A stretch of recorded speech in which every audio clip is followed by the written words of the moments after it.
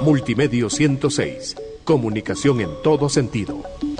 Damos la bienvenida a los que acaban de llegar y estábamos iniciando diciendo que un ensayo siempre es una unidad de interacción comunicativa, es decir, sirve para comunicarnos con otra persona y por lo tanto siempre tenemos que pensar en el receptor de ese texto. Ahora, cuando escribimos hay que pensar qué es lo que comunico y lo que comunicamos tiene que ser interesante para el lector, mucho más si es en un concurso. Tiene que ser sugerente, que le llame la atención. Tiene que ser novedoso. La novedad quizás reside en la forma como lo presento, ¿no? Los temas quizás son conocidos por todos, los que hayan elegido el Bicentenario o los que hayan elegido los últimos 10 años en la economía del país. Pero la forma como vamos a abordar eso tiene que ser de una manera novedosa. Eso implica mucha creatividad y mucho trabajo de borrar, de reescribir, de pulir ese texto, ¿no? Luego tiene que ser valioso también lo que estoy comunicando y obviamente enriquecedor. Todas las personas, precisamente por todas las experiencias que tenemos mucha riqueza que comunicar. Pues aprovechen para que ese ensayo también salga toda esa riqueza que son ustedes. Bien, a más de qué comunico, y es lo que nos vamos a concentrar hoy día, es lo que sigue. ¿Cómo comunico? Esta es la clave de la escritura. ¿Cómo lo voy a hacer? Tengo que hacerlo de una manera concisa. Es decir, de tal manera que no redunde, de tal manera que no desvíe la atención del lector de lo que quiero decir, sino ir siempre enfocado al punto que quiero llegar. Mucho más en el caso de ustedes que tienen el reto de las 300 palabras, ¿no? Otro aspecto que es importante en el cómo comunico es que sea de una manera clara. Esto es muy importante. A veces aquí en la universidad nos pasa que cuando recibimos textos de los alumnos, uno lee y no entiende lo que está ahí. Y cuando el alumno vuelve a leer pasado unos días se da cuenta que tampoco es claro. Que estaba muy claro cuando lo escribió, porque estaba dentro de la reflexión que estaba haciendo, etc. Pero cuando uno deja reposar el texto y lo vuelve a leer, ahí hay que analizar si realmente es clara la información que estamos proporcionando. Y ya veremos cómo tenemos que hacerlo. Otra forma es hacerlo dinámico, es decir, que no sea aburrido, que no sea cansón el texto. Muchas veces nos pasa que a veces cuando leemos algo, lo dejamos porque está aburrido o seguimos porque está muy dinámico, ¿no? Es atractivo lo que leemos. Otro asunto que es importante cuando comunicamos es que eso esté organizado. Se percibe, apenas uno empieza a leer un texto, si ese texto tiene alguna organización o la única organización es en la medida que vinieron las ideas a la cabeza, las fui poniendo, ¿no? No se trata tanto de eso, sino darle una organización previa al texto para quien lo lea se dé cuenta que hay una organización antes de haberlo escrito. Vamos a trabajar sobre eso también. Luego, que sea fidedigna la información, es decir, que realmente sea cierto lo que estoy diciendo, que haya revisado muy bien las fuentes. No me puedo decir, parece que, ¿no? Yo oí creo que alguna vez y lo pongo, y eso no es cierto, ¿no? Tiene que ser fidedigna la información que estamos poniendo. Y por último, lo que estamos poniendo tiene que tener una carga de enorme responsabilidad. Vamos a tener un acápite que tiene que ver con este asunto. ¿A qué me refiero con ser responsable? Cuando uno quiere preparar un texto, uno lee información. Uno revisa muchas fuentes. Ahora bien, el momento que escribo, yo tengo que ser honesto y poner en mi texto lo que es mío como mío y lo que no es mío, señalar de quién es. Es decir, la gran pregunta es, antes de haber leído lo que leí para hacer este ensayo, ¿yo sabía eso? Si la respuesta es no, es que eso no es mío. Y tengo que avisar en el texto que eso tomé de algún autor, de alguna revista, de algún periódico, de algún documento, etc. Caso contrario, lo que estamos haciendo es plagiando.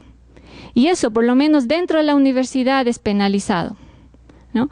Y en los contextos que se precien de nivel académico elevado también es enormemente penado en tesis, en cualquier documento académico, que uno ponga información que no es de uno sin avisar de quién es, ¿no? Entonces vamos a ver cómo se hace una cita, cómo se hace una paráfrasis, y no voy a entrar en la bibliografía porque sé que sus textos no dan para bibliografía, pero por lo menos hay espacio para que pongan de dónde tomaron la información.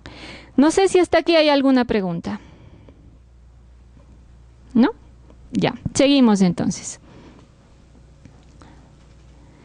Los errores frecuentes en la estructura de un ensayo. El primer error, exceso de información. ¿Sí? Hemos leído tanto, hemos revisado tanto, que llega el momento que vamos a escribir y tenemos tanta información que no sabemos por dónde empezar, qué poner, qué eliminar, ¿no?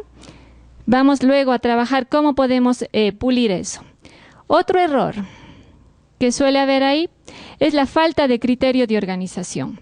Es decir, antes de escribir el ensayo, tengo que pensar cómo lo voy a organizar. Una manera de organizar es ir de cosas generales a cosas más específicas. Por ejemplo, otra forma sería de una forma cronológica. Quienes están haciendo algo histórico podrían decir, voy a poner primero lo anterior, después lo posterior, o hacer al revés, ir de adelante para atrás, etcétera, cronológicamente. Ir del centro a la periferia, ¿qué quiere decir? Tomo un punto central y desde ahí puedo analizar bajo esa lupa algunos aspectos y me voy moviendo del centro hacia afuera en el texto. O puede ser de algo anecdótico a lo más relevante. Arranco de una anécdota y llego al asunto que yo quiero plantear. Hay muchas formas, ¿no? La otra puede ser confrontar mi visión con las ya existentes y decir, si bien el consenso sobre este asunto es esto, también podría pensarse esto de esta otra forma. Y planteo y desarrollo eso, ¿no? Eso es lo que se llama argumentar y contraargumentar. Entonces, es imprescindible organizar la información antes de ponerla, ¿no? Normalmente, cuando uno lee un trabajo de los estudiantes aquí, uno se da cuenta perfectamente si organizo antes o se sentó a la computadora y ese rato lo que venga a la cabeza empezó a ponerlo. Se nota clarísimo la diferencia, ¿no? Cuando hay una organización previa y cuando simplemente es a ver qué se me ocurre. Y el otro error es que no se recurre adecuadamente a las fuentes, lo que estuvimos diciendo hace un momento, que no se reconoce adecuadamente de quién es la información con la cual estoy trabajando en mi texto. ¿Estamos hasta ahí? No sé si hay dudas, preguntas. No duden en interrumpir. ¿Sí? Bueno, entonces empezamos. ¿Cómo se delimita un tema? ¿Qué es lo primero para evitar? Sí.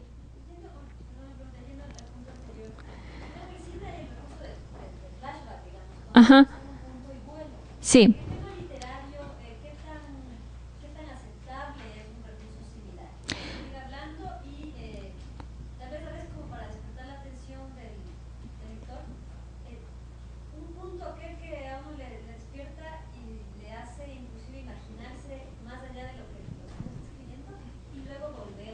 Es plenamente válido. Cuando queda absolutamente justificado con lo que usted quiere decir, es absolutamente válido hacer eso. ¿Sí? Se puede hacer ese juego. Bien, entonces, esto tiene que ver con el exceso de información. ¿Cómo se delimita un tema?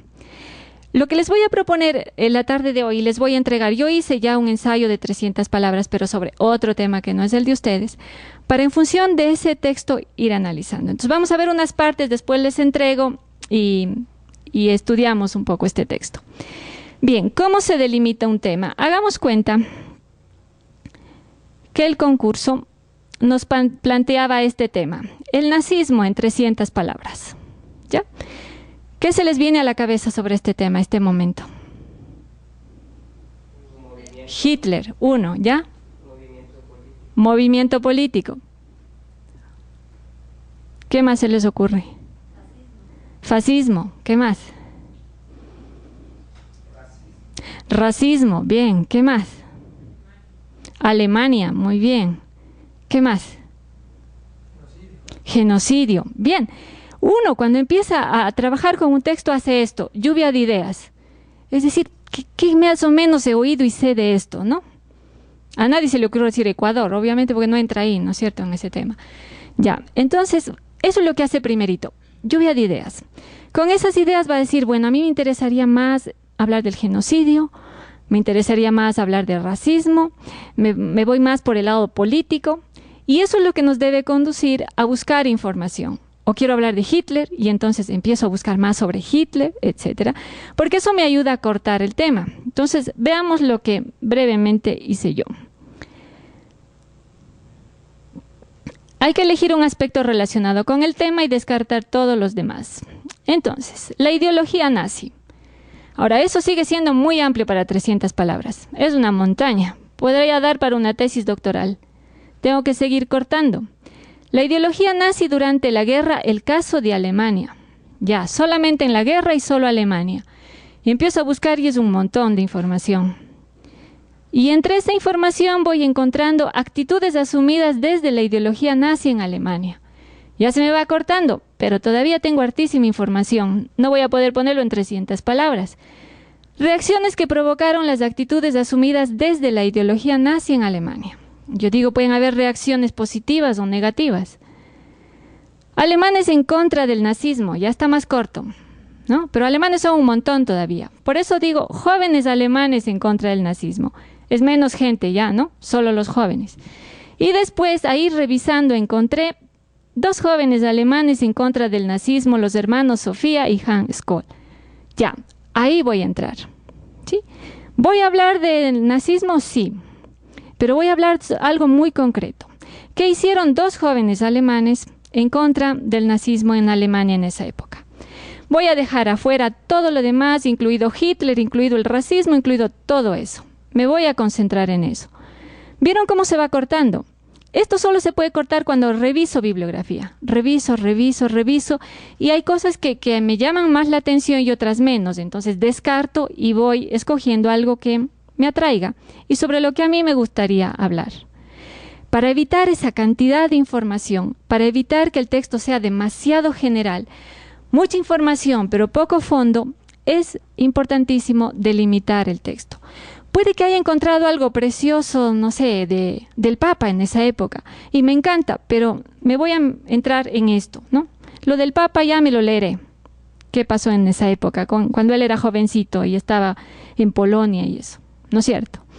Me quedo con lo que he encontrado material y con lo que me llama la atención y con lo que yo quiero trabajar para mi ensayo. Entonces, después de que ya delimité el tema, ya tengo información, tengo que formular la tesis. ¿Qué es la tesis? Esta es la oración más importante de todo el ensayo. Un ensayo que no tenga tesis no tiene ni pies ni cabeza. Es más, un jurado que quiere revisar un concurso, si yo estuviese de jurado, yo vería si tienen o no tesis, para empezar a descartar y a quedarme con trabajos. Es la oración más importante del ensayo. Vamos a ver qué características tiene. Se escribe en una sola oración, ¿no? Es la más importante y se pone en una sola oración, de punto a punto. Plantea el asunto del cual va a tratar el ensayo. Ahí está clarísimo de qué voy a hablar. Ahí tengo que poner esto de los hermanos alemanes, ¿no? Y por lo general es la respuesta a una pregunta, ¿no? Cuando uno lee, cuando uno está revisando información, aunque no lo tenga explícito, siempre uno tiene preguntas en la cabeza, ¿no? ¿Y qué habrá pasado? ¿Y cómo habrán reaccionado los alemanes? ¿Y cómo se habrán sentido los jóvenes? Cuando uno va leyendo, ¿no? Entonces, la pregunta de la cual va a partir mi tesis es la siguiente. ¿Qué actitud asumieron algunos alemanes que no estaban de acuerdo con el nazismo? Sí, me da curiosidad de saber, no toditos eran nazis, ¿no? Habían alemanes que no estaban de acuerdo. Y la respuesta ya la tengo. Entre los muchos ciudadanos alemanes que discrepaban con la ideología nazi, destacan Sophie y Hans Skoll, 2 hermanos que dieron su vida por una Alemania diferente. Esa es mi tesis. Quien lee eso sabe que mi ensayo no va a hablar de Hitler, sabe que no voy a hablar de racismo, sabe que no voy a hablar desde el punto de vista político, ¿no? Me voy a concentrar en eso. ¿Ya? No sé si hay preguntas hasta aquí. Sí. La fórmula de tesis debe estar incluida dentro de las 300 palabras. Claro, es que es la oración más importante de tu trabajo. Debe estar, y debe estar al principio. Exactamente, eso es la parte inicial. Ajá, Es lo que ofreces al lector y después desarrollas eso. Ujú. Pero la tesis puede ser, o sea, sería una respuesta a una pregunta, pero puede ser la pregunta en sí. Sí, puede ser una pregunta, ¿no? Pero en tan poco espacio es mejor ya poner la respuesta. Porque si ponemos la pregunta, el desarrollo de esa pregunta y la respondemos, se nos fueron 100 palabras y ya no hay espacio. Bien, una vez que tengo mi tesis, tengo que hacerme un esquemita antes de escribir, ¿no? Ya tengo mi tesis. ¿Qué voy a poner en mi esquemita? Una vez redactada la tesis, se debe realizar un esquema básico de la información investigada y esto tiene que estar organizado desde el criterio elegido para sustentar la información. Entonces yo digo, haré de lo general a lo específico, haré cronológico, iré del centro a la periferia. ¿Cómo voy a hacer? Y según la información que tengo, me organizo. Entonces, tenemos la tesis. Yo elegí con mi tesis confrontar mi visión con las ya existentes. Los ya existentes vinculan a Alemania y nazis. Yo voy a ir en contra de eso. No todos los alemanes aceptaban la ideología nazi. Y ahí está mi tesis, entre los muchos ciudadanos, lo que ya leí hace un ratito, ¿no es cierto? Argumentos. Voy a hacerlo con organización cronológica y lo que he investigado me permite poner lo siguiente. Posición de los estudiantes cristianos dentro de la Universidad de Múnich en 1942. El movimiento La Rosa Blanca. Denuncia y arresto el 18 de febrero de 1943. Elsa Goebbels, espía en la celda de Sofía. Sentencia y ejecución 22 de febrero de 1943 y cuál fue el legado de estos hermanos.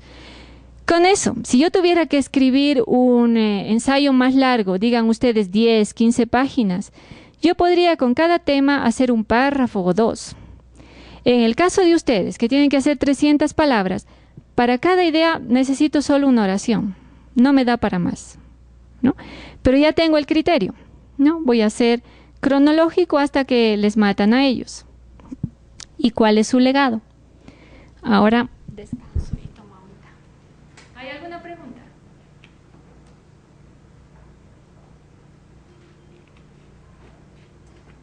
Bueno, entonces, sí. Es decir, formulo la tesis, Ujú. tanto con la pregunta y la respuesta, y el resto dentro del esquema, que yo lo decía si es general, lo específico, cronológico, ya es mi criterio. Son los argumentos con los que tú vas a explicar la tesis. Tu criterio está desde el día que decidiste participar en el concurso, desde el día que elegiste el tema. Todo eso es tu criterio, ¿no? ¿Qué eliges y qué dejas fuera? Dejé fuera a Hitler y elegí ellos. Ese ya es mi criterio, ¿sí? Entonces, no confundir que mi criterio es cuando pongo yo pienso que, sino mi criterio es el que acompaña toda la organización del texto. Si yo fuera pro-nazi, mi criterio sería otro, ¿no es cierto? Y haría de otra forma el ensayo, ¿ya? El criterio de la persona que escribe queda explicitado en el tema que elige, la forma como lo afronta, sin necesidad que tú digas, esto lo hice yo porque yo pienso que. Normalmente en los ensayos inclusive se recomienda ni siquiera usar la primera persona. No lo pongas yo creo que, el Ecuador tal cosa, sino simplemente el Ecuador en los últimos 10 años y la idea que quieras poner. ¿Ya? No sé si te contesté. Ya, bien. Seguimos. Estructura del ensayo. ¿Qué partes tiene ese ensayo?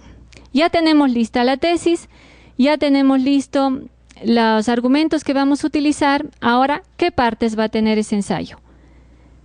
Primera parte, tiene que tener una introducción. ¿Y cuál es el objetivo de la introducción? Enganchar al lector de manera interesante, ¿no? Atraparlo y enseguida plantear la tesis. En un ensayo tan chiquito como el de ustedes estaríamos hablando de 2 oraciones. La primera es el enganche, la segunda es la tesis. No tenemos espacio para más. Si tuvieran que hacer un texto más grande, podrían usar un párrafo de enganche y luego poner la tesis. Pero en este ensayo tan chiquito, no. La primera oración tendría que ser el enganche y la segunda ya la tesis. ¿Sí?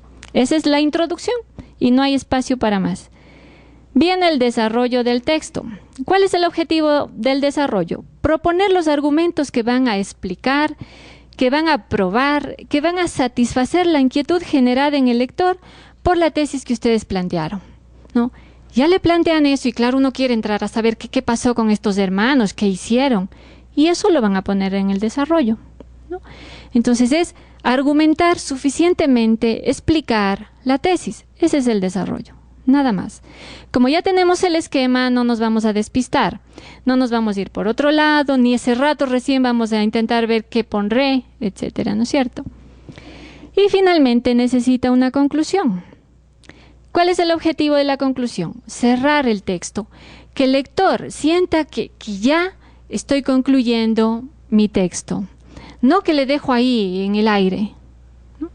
Sino que, así como cuando uno habla con el tono de voz, da a entender que estoy cerrando una idea, cerrando un acápite, mi texto tiene que tener un cierre. Que de alguna manera diga, ya, ahí me despido, chao, ya, listo, ¿no? Porque caso contrario, es decir, es como que de pronto estamos hablando y nos cortaron y ya no puedo seguir diciendo nada más. Pero no tenemos la sensación de que ese texto queda cerrado, concluido. Bien. Entonces retoma la idea planteada de la tesis de manera asertiva. Y ahora sí vamos con nuestro ensayo. Ahora le tengo ya la introducción escrita. Aquí viene el enganche. ¿Cómo voy a enganchar a mi lector? Le digo, si bien en muchos contextos hablar de nazismo es sinónimo de hablar de Alemania, no todos los alemanes comulgaron con esta ideología. ¿Ya? Ese es mi enganche. Decirle que voy a hacer al revés la lectura. Y enseguida le pongo mi tesis. Solo que hay que ponerle pegadito, ¿no? Yo estoy aquí desagregando todo. Entre los muchos ciudadanos alemanes que discrepaban con la propuesta nazi destacan Sofía y Hans Scholl, dos hermanos que dieron su vida por una Alemania diferente. Esa es ya mi introducción. Y para el desarrollo ya les entrego el texto a ustedes. Es haber puesto de manera redactada las ideas que tenía en el esquema. El desarrollo siempre es la redacción de la lista de argumentos elegidos para sustentar, ¿no? Les voy a dar ahora dos elementos que son importantes para evitar el plagio, lo que decíamos al inicio, las citas y las paráfrasis. Cuando yo tomo información de otras fuentes, tengo dos maneras de incorporar esa información. Se llama cita cuando copio textualmente lo que está en ese documento, libro, revista, periódico, documento que bajé del internet, etcétera, ¿no? Cuando lo pongo entre comillas. Y cuando copio textualmente, palabra por palabra, puedo suprimir una parte y poner 3 puntitos y después seguir copiando. Eso debe ir entre comillas. Eso se llama cita. Y luego, entre paréntesis, pongo el nombre del autor. Hay muchos formatos. MLA utiliza nombre del autor y página, APA utiliza nombre del autor, año, página. En texto se puede usar número volado y poner abajo la bibliografía, etc. Mi recomendación en el caso de ustedes serían dos cosas. O poner, no sé, según Osvaldo Hurtado, la economía del país, ¿no? Y luego ponen entre paréntesis el año del libro donde tomaron. O sin mencionar a Hurtado, porque ya según Osvaldo Hurtado ya son 3 palabras que se les roba a las 300. Poner lo que él dice y entre paréntesis poner Hurtado y el año del libro. Entonces ya queda menos, se roba menos espacio, pero queda concertado de quién es la información. Esa es la cita. Hay otra forma de hacerlo y es la paráfrasis, y consiste en poner en palabras del escritor las ideas, opiniones, propuestas por otros. Esto no va entre comillas, pero también hay que reconocer la fuente, ¿no? En el ejemplo anterior, yo puedo decir, según Osvaldo Hurtado, abro comillas, copio lo que él dice, cierro comillas y pongo el año. O puedo decir, como manifiesta Hurtado y pongo en mis palabras lo que él manifiesta, pero al final pongo el año. O simplemente pongo la idea en mis palabras, abro paréntesis y pongo Hurtado y el año. Porque eso no lo digo yo. Están en mis palabras, pero la idea no es mía, es de Osvaldo Hurtado. ¿Me hago entender? ¿Sí? Si no hacemos eso, incurrimos en lo que se llama plagio, ¿Qué implica usar ideas, opiniones de información e investigación realizada por otros sin darles crédito en el texto? Pongámoslo al revés. Hagamos cuenta que los textos de ustedes se publican, ¿ya? Se publican en un libro, cada uno tiene una página en ese libro. Y resulta que algún estudiante de cualquier colegio o universidad toma el texto de ustedes, utiliza para un trabajo y nunca dice que es de ustedes. ¿Cómo se sentirían? Me robaron las ideas, eso era mío. Pues lo mismo hacemos con otros, cuando nosotros usamos las palabras de otros sin poner de quién es. ¿Estamos? Entonces siempre hay que reconocer eso.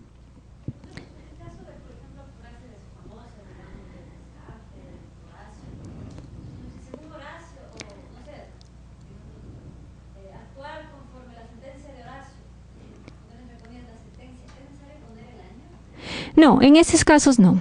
Cuando son así ya frases muy famosas. No. ¿Alguna pregunta? Ya, seguimos entonces.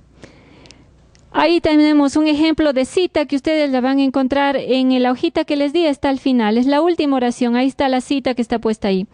¿Qué importa mi muerte?, afirmó Sophie, si a través de nosotros miles de personas se despiertan y comienzan a actuar. Esto lo tomé de un libro de Isabel Orellana Wilches que se llama La lógica del amor. No lo pongo todo porque no me cabe, ¿no? Pero está ahí. Y la paráfrasis es todo el desarrollo, es una paráfrasis. Y al final, por eso está los nombres de Martínez Colín. Él es el autor de donde tomé esa información. ¿Ya? Bien, entonces vamos a ver el desarrollo.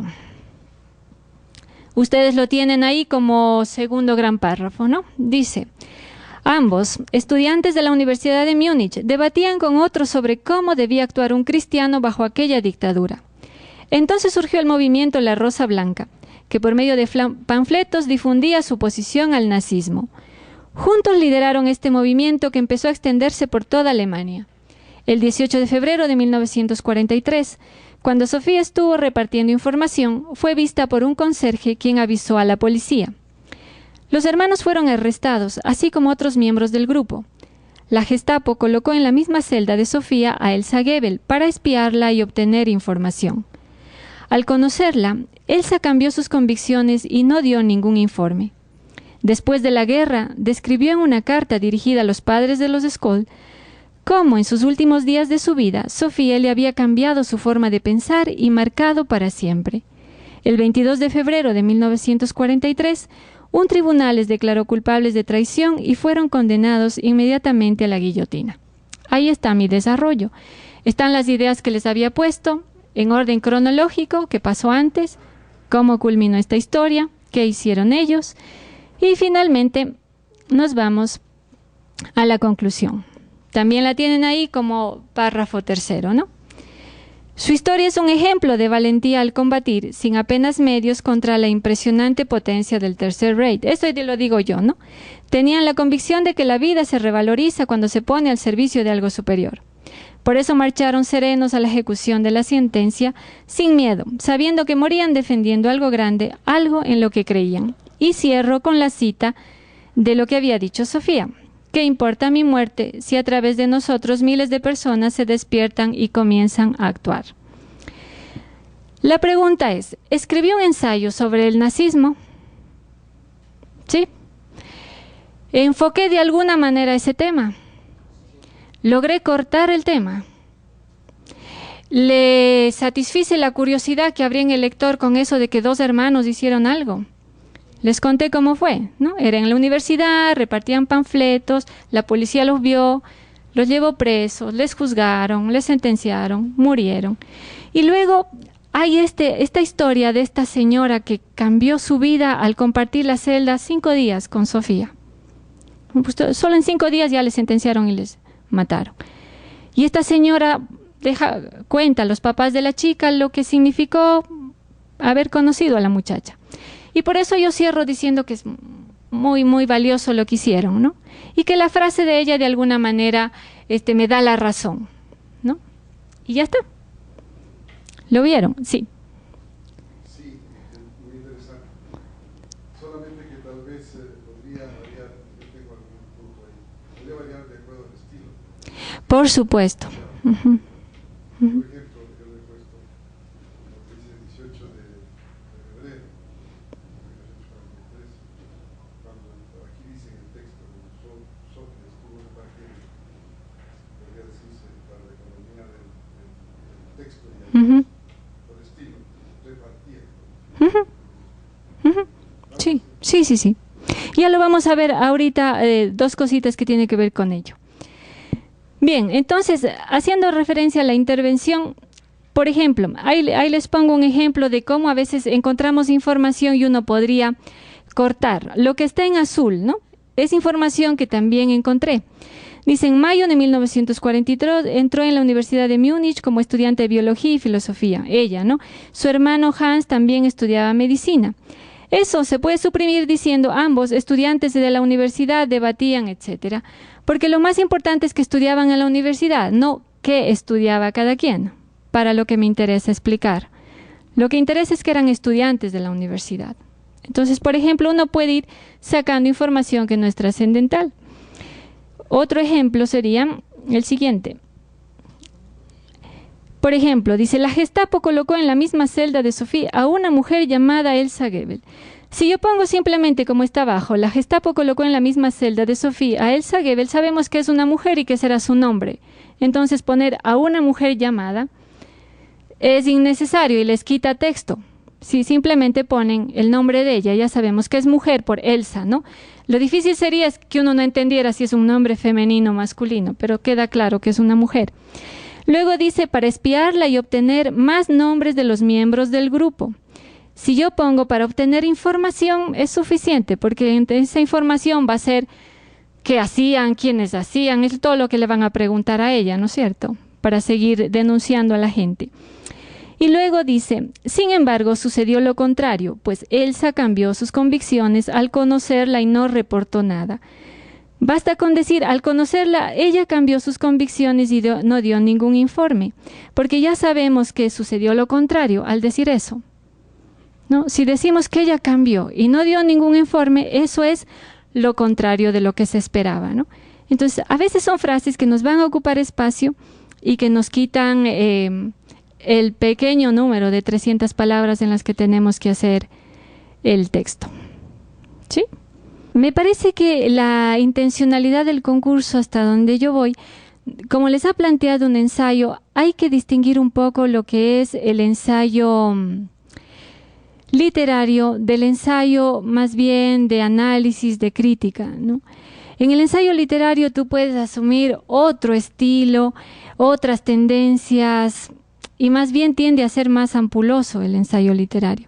En este caso me parece que el haber cerrado a tan poquito espacio, yo pienso que está orientado más bien a la calidad y de información que puedan ustedes proporcionar en ese espacio tan breve. Al fondo bien concentrado en la forma, sí. Porque el otro es perfecto para, no sé, declamarlo, para un concurso, pero para algo tan cerrado que solo lo vas a escribir, me parece que pierdes espacio. Uh-huh. Es por la naturaleza del concurso, ¿no? Entonces la idea es que sean profundos en tan poquito espacio, ¿no? Que sean concisos, que sean muy claros, que tengan un orden, que le lleven al lector a resolver alguna inquietud que ustedes plantean. ¿Algún comentario más, alguna pregunta? Decían al trabajo que yo presenté, decía, es un tema muy interesante, pero en muy pocas palabras. Lo interesante es de que quería comunicar algo justamente en pocas palabras para que lo lean mucha gente. Porque seguramente los temas que abordaron todos los participantes podrían desarrollarse en muchas palabras más explícitamente, pero eso disminuiría en cambio la atención de las personas que ahora tienen muy poco tiempo para destinar a este tipo de lecturas. Bueno, yo creo que si no hay más preguntas, más comentarios, los dejaré respirar, porque a las 7 empieza la otra conferencia. Muchísimas gracias a ustedes por todo su apoyo. Gracias también.